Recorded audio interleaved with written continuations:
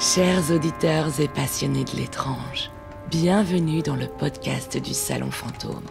Je suis votre hôte, Sandy Lakdar, et c'est au coin d'un bon feu de cheminée que je vais vous parler d'histoires paranormales, surnaturelles ou encore de curiosités anciennes. À présent, installez-vous confortablement, oubliez la normalité et gardez l'esprit ouvert.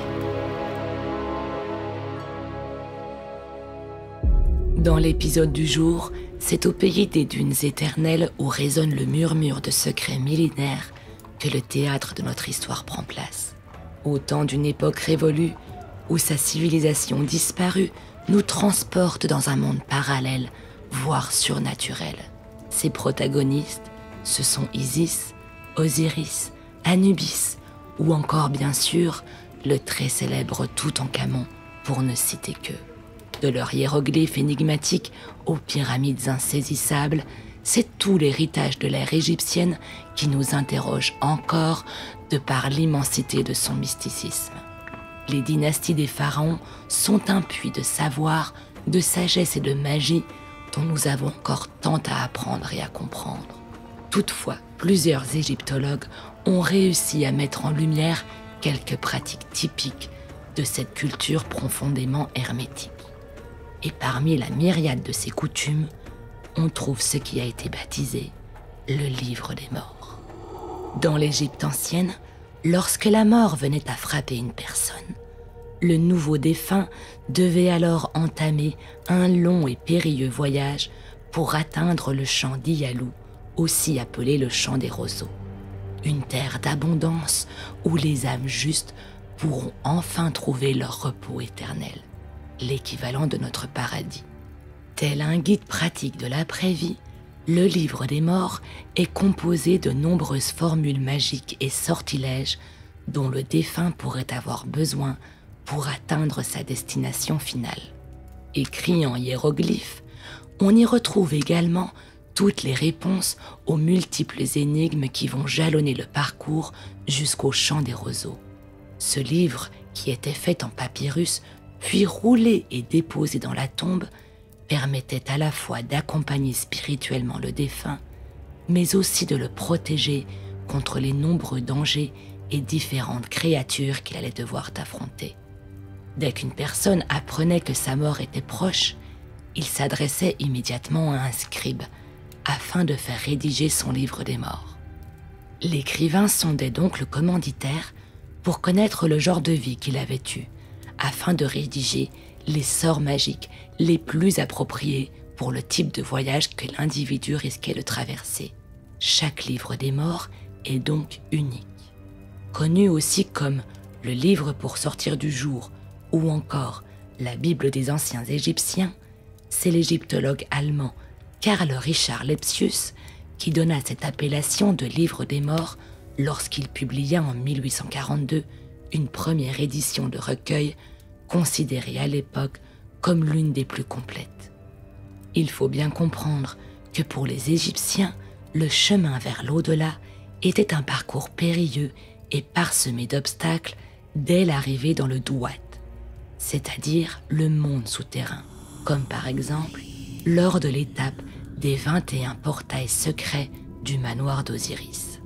C'est-à-dire que le défunt allait devoir passer 21 portes protégées par des divinités anthropomorphiques armées de couteaux affûtés. Seules les âmes connaissant le nom de ces déités auraient l'autorisation d'accéder à la porte suivante.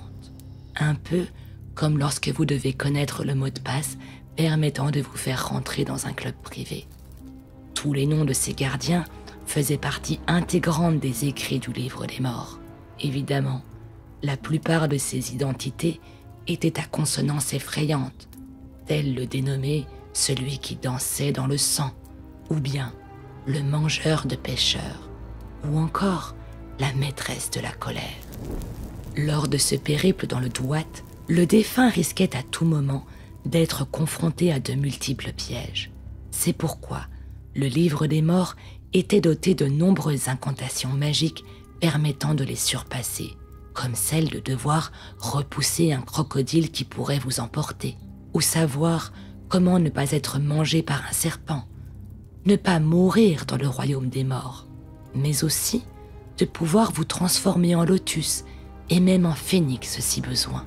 Une fois toutes les barrières du monde souterrain franchies, le défunt arrivait face à Anubis, le dieu de l'embaumement et de l'au-delà, afin qu'il l'accompagne dans le couloir de la justice, aussi connu comme le tribunal d'Osiris, et vivre le moment de la déclaration d'innocence.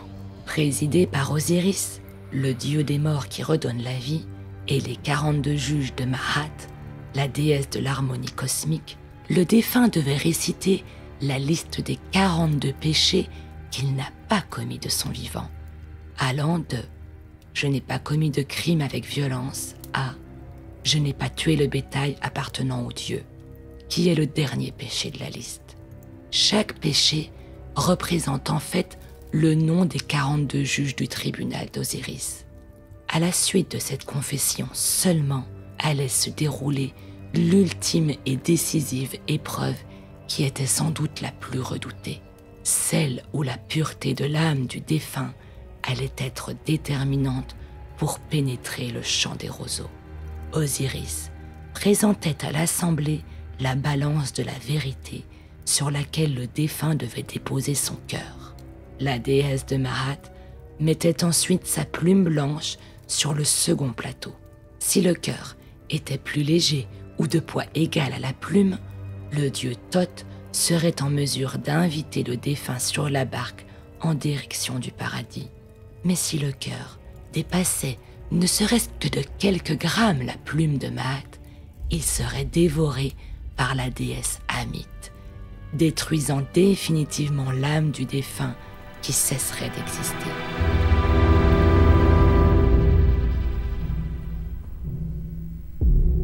Le livre des morts compterait 200 chapitres, divisés en 4 parties distinctes.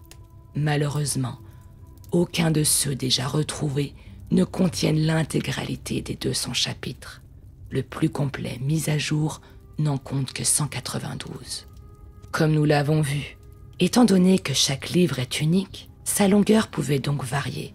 Le plus grand retrouvé à ce jour mesure 37 mètres de long et se trouve au British Museum de Londres depuis 1910. On le dénomme le papyrus de Greenfield et fut écrit vers 950 avant Jésus-Christ pour une jeune femme baptisée Nessit-An Betitcheru, fille du pharaon Pinedjem, grand prêtre d'Amon à Thèbes. Malheureusement, le papyrus ne se trouve plus dans sa longueur d'origine puisqu'il a dû être découpé en 96 panneaux distincts. À la fin du 19e siècle, beaucoup de livres des morts ont été découpés en morceaux et vendus à des collectionneurs privés aux 4 coins du monde, rendant la tâche de l'interprétation des livres très difficile. D'autant plus qu'avant de comprendre comment les chapitres du livre étaient construits, on découpait au hasard dans le papyrus.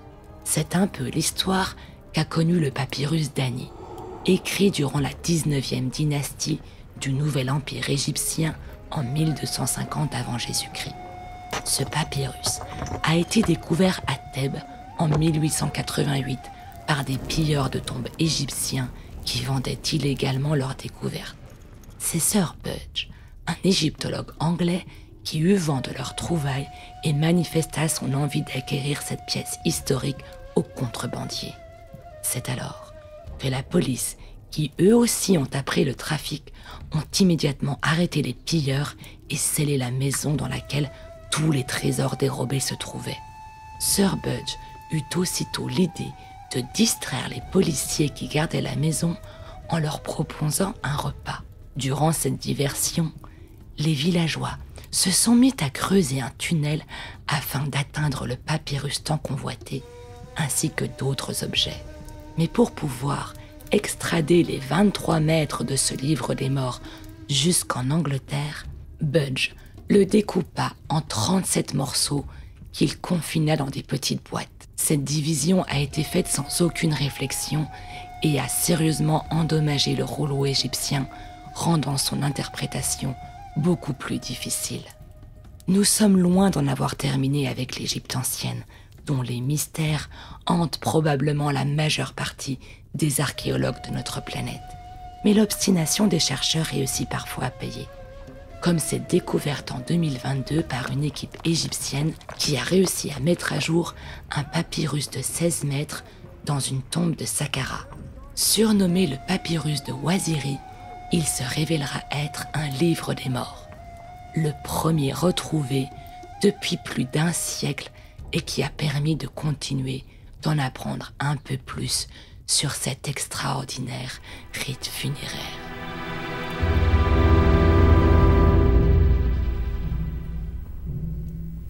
Alors que notre feu de ce soir touche à sa fin, souvenez-vous que notre monde est empli de mystères.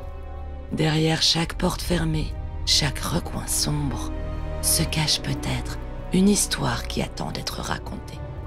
Je suis Sandy Lagdar et vous avez écouté le podcast du Salon Fantôme. À très bientôt pour de nouvelles histoires.